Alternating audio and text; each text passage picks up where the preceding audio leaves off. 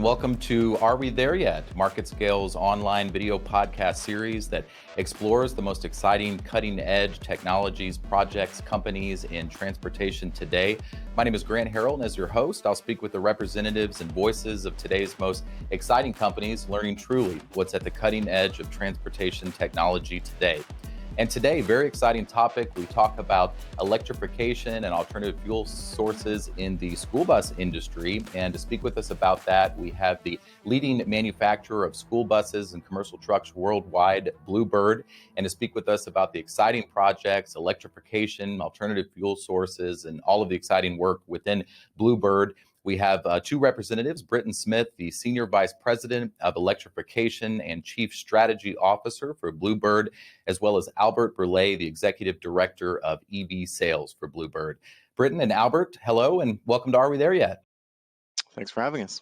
Thanks, Grant. Appreciate it. Yes, of course. Well, I'm very excited to get to speak with you each today. Really appreciate your time and excited to learn about the very exciting, very timely, relevant work at Bluebird that you're each working on. I understand that Bluebird is the leading independent designer and manufacturer of school buses with more than 550,000 school buses sold since its formation in 1927. I'd love to learn more about the incredible history of Bluebird, and if you don't mind, what you're most excited about looking into the future. Yeah, it's a great question. And the as you mentioned, 1927 was when Bluebird started. So we have a 95-year history of building school buses in the United States. So really an iconic American brand. What's kind of interesting about our history is that our first school bus was built on a Ford Model TT chassis, and that school bus is currently in the Ford Museum in Detroit. So pretty exciting, and as I mentioned, iconic brand. And Bluebird is really built on a history of innovation, and we are very much the leader in electric powertrains, but then also other sustainable or more sustainable powertrains like propane and gasoline, which we'll talk about as well. Very good. Well, I look forward to learning more about that. That's very exciting. Britton, you have an incredible professional background. As I understand, over 20 years of leadership experience in both public and private equity-owned companies across multiple industries. You've served within executive roles, as I understand, for organizations including the United States Navy. Very much appreciate your service there. McKinsey and Company and KPMG, for example. Would love to learn a little bit more about really what attracted you to Bluebird. Yeah, so I've always been a car guy, very interested in transportation. This is my first time working in the transportation industry, though, I'd have to say. And what's as I mentioned, the history of Bluebird and the brand to me is what first attracted me to the organization. But more than that, Bluebird's leadership role and the transition that's currently happening within the school bus industry. We'll talk about a little bit what funding is available and how much growth we're seeing in electric vehicles. But Bluebird was the first one to market with an electric vehicle, and sort of seeing that leadership role that Bluebird is taking, being able to drive the growth of that business unit to me is very exciting. Obviously, it's got a great team. Albert's one of our key team members, so it's a great organization, a great brand, and really exciting growth going forward. Definitely. It is. I think a very exciting brand, one of the most exciting, I think, in all of transportation today. And I know they certainly benefit from your leadership and support within the organization. So great to hear that. Albert, you too have an extremely impressive background, nearly 30 years, as I understand, of executive level experience within the automotive industry. I understand that you also have served within senior sales and operational roles with Ford Motor Company, for example, over 14 years, now 15 years, as I understand, with Bluebird. Currently serve as the Executive Director of Electric Vehicle Sales. I imagine that you've seen a lot of evolution within Bluebird, especially over the past 15 years, and would love to learn a little bit more about some of the evolution that you've seen within the company within your tenure. Yeah, absolutely.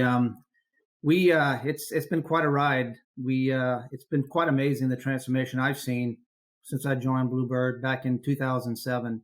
If you think back then, it was primarily a diesel-powered industry and had been for a really long time. I mean, the great technology worked well for school districts.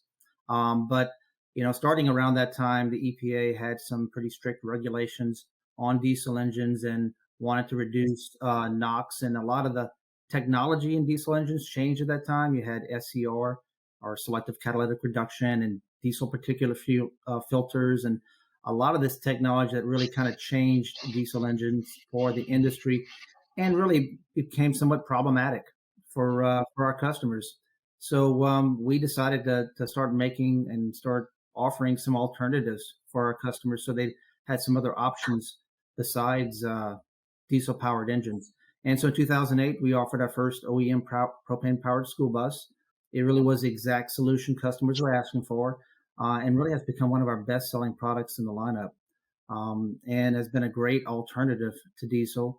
We also offered a gasoline bus starting in 2016. That really was because diesel engines and those products became a lot more expensive, and gasoline powered buses were an affordable solution for customers at the time. And then you kind of transitioned, in 2018. A lot of what we're talking about today is electric school buses, and that's when we introduced our current iteration of our electric school bus, and has seen really phenomenal growth of that product over the last 4 years. So thinking of where we come from just over that 15-year span that I've been with Bluebird has really been amazing to watch. Absolutely. Yeah. What an incredible time. And just really, I'm so impressed with the adaptability, I think, of the organization, as you shared, adapting with changes within the industry, different fuel sources that become available. I think really speaks to the position that the company's in today, and the ability to really adapt to a lot of those changes and opportunities. So really exciting to learn more about that, and just what you've seen even firsthand within the last 15 years. You mentioned, and I think you've each highlighted a little bit, that sustainability, really is a major priority for Bluebird. And I understand that currently you now offer really a broad spectrum of zero, low emission school buses, ranging from electric, as you shared, propane, natural gas powered school buses. And so I'd love to jump to the question of the series, the Are We There Yet series. So in terms of zero emission school buses, are we there yet? Yeah, so I think that's a yes and a no, and it's a bit of a nuanced question, because, or nuanced answer, because is the technology there? Absolutely. So as Albert mentioned, I mean, we launched commercially in 2018 our first electric school bus. So it's been on the road for 4 years, and those buses are still running strong, and have a long life ahead of them. In fact, interestingly, our first electric school bus was in 1994 for the Atlanta Olympic Games. So we've been at it for a while. The technology has definitely progressed to, as most folks see, tons of passenger cars and commercial vehicles are getting on the road with electric, and school buses are there as well. I'd say, part of the challenge with and the beauty of electric school buses is the use case is very well fit for electric. It comes back to the same place. They can charge it. They have an opportunity during the day to charge the vehicle as well. So it's really kind of tailor fit for EVs. I think the challenge is that there are certain areas where the infrastructure isn't there yet. So you could be in a more rural area, or or certain routes that are much longer, right? Our current iteration of the electric school bus, we say, will really handle about 90-95% of school bus routes out there. But there are some situations that you may want a diesel, sorry, you may want a propane bus or a gasoline bus or some other fuel which is cleaner than diesel, but provides you with a much longer range. Sure. Well, great to hear, gosh, that 95% of uses applications, fit well with some of the alternative sources. So that's very significant. So exciting to hear that, and great to hear that we are there yet in terms of the technology. And I think that you're certainly leading the way in the application of that technology. So really impressed with that. Great to hear. Thanks to Bluebird, as I mentioned, and really your leadership within the industry, and integrating, applying those technologies. Zero emission school buses have arrived, and we'll continue to see more of those in the coming years, as it sounds like. Would love to learn a little bit more specifically about that. So the EV school buses, as well as your propane and your natural gas. Would you mind, talking a little bit more to those alternative sources within your buses? Yeah, great lineup of products we have. I'll kind of talk about propane first. As we mentioned, we were the first to introduce an OEM propane powered school bus back in 2008. The great thing about propane, it's safe, it's clean, it's affordable. It's really a great solution for school bus customers. And about 85% of all the propane school buses operating in the U.S. and Canada are Bluebird buses. So we've done very, very well in this space. But they're clean. Propane powered buses are produce about 96% less toxic emissions than diesel buses.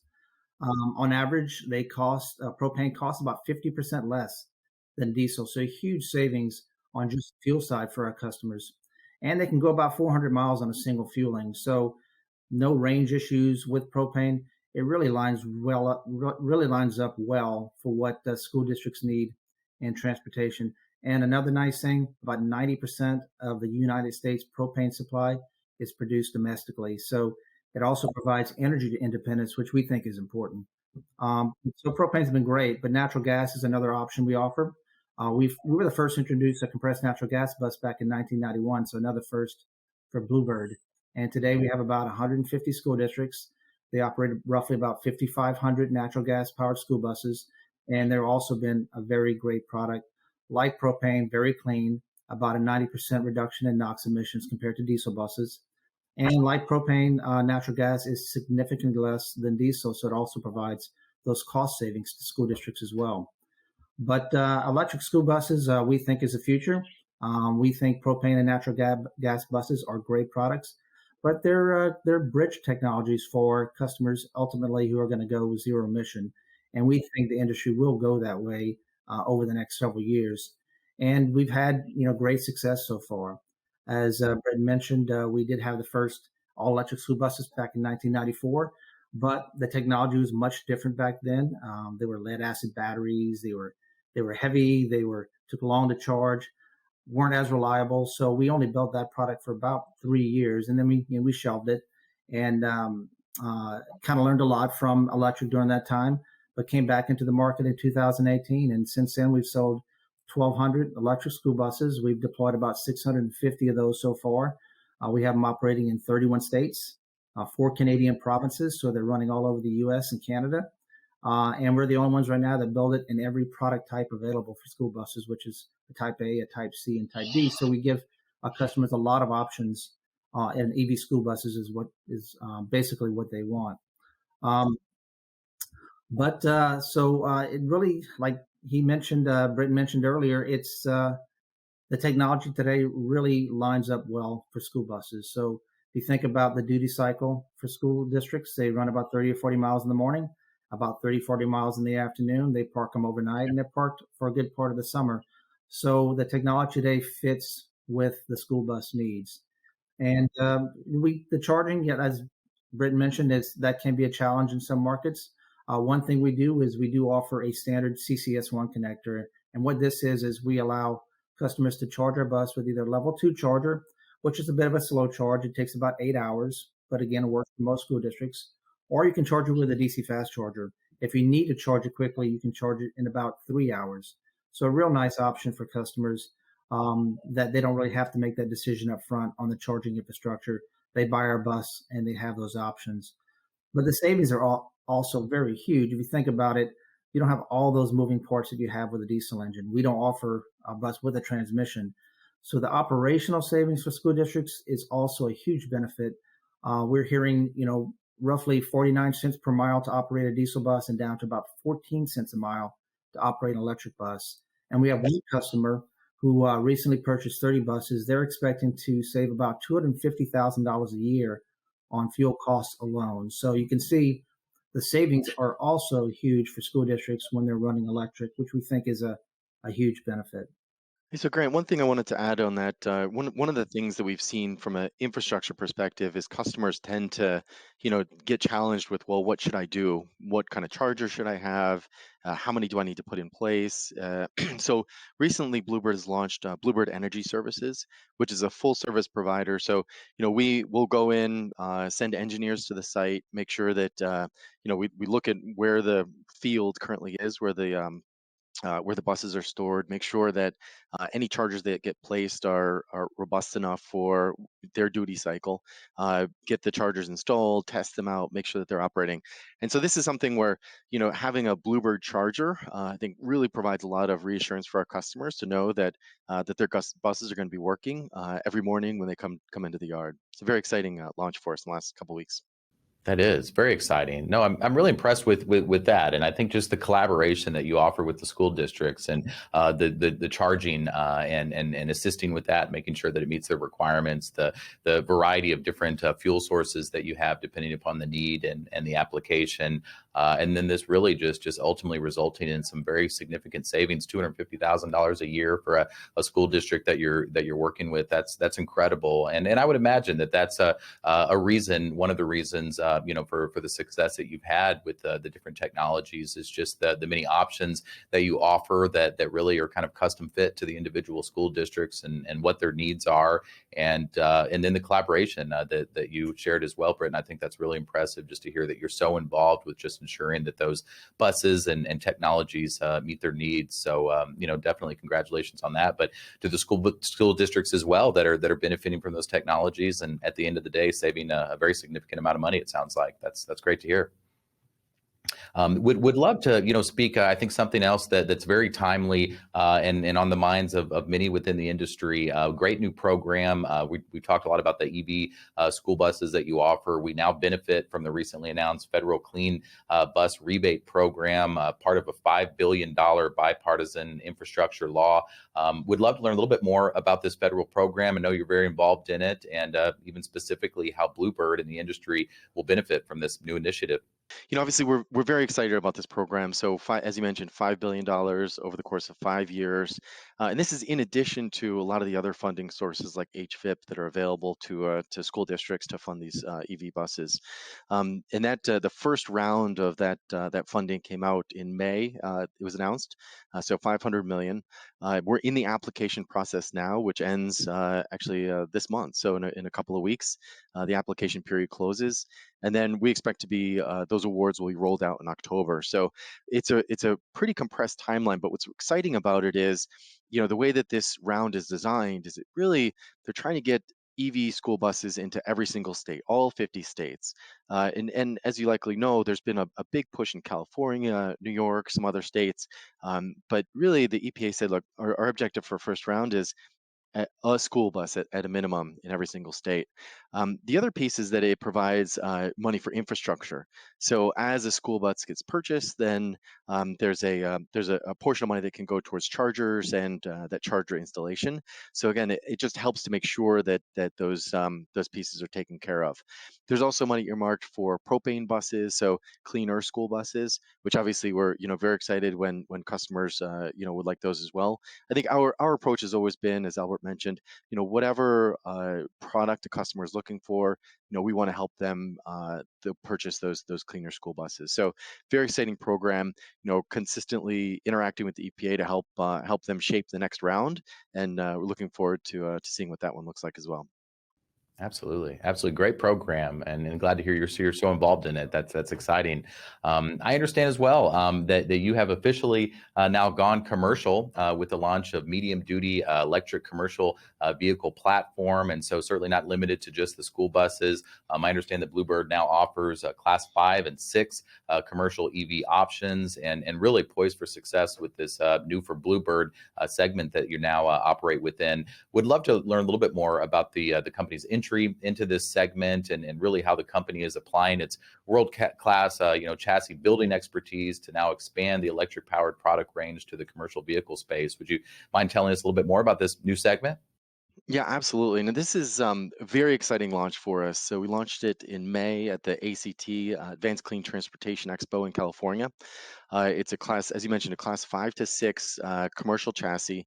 So it's what's called a strip van or strip chassis that goes onto a step van, like a delivery vehicle that you see, or a motor home. So there's a lot of different applications. For Bluebird, it's significant because it doubles our addressable market size. The school bus industry is about 30,000 vehicles per year, and the strip chassis market is another 30,000 vehicles per year. So we look at it as a really significant change in the direction of Bluebird itself and what our future looks like. Interestingly, this project came out of demand. Folks were looking for good chassis builders who could develop an electric vehicle, with that was durable. And so it was a beautiful combination. Bluebird manufactures every one of our chassis that school buses are on, and that same chassis building expertise is applied to the strip chassis, to the commercial chassis.